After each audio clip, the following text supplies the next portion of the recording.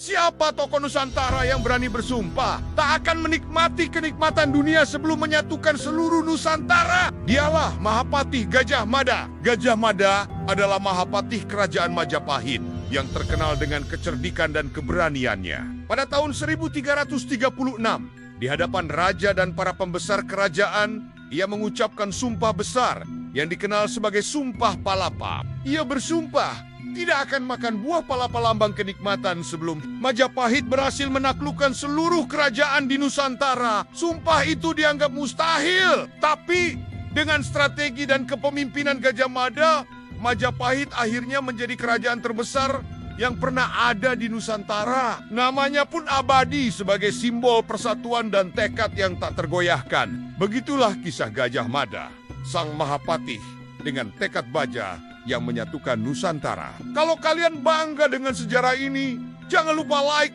subscribe, dan bagikan cerita ini agar semakin banyak yang mengenal kejayaan Nusantara.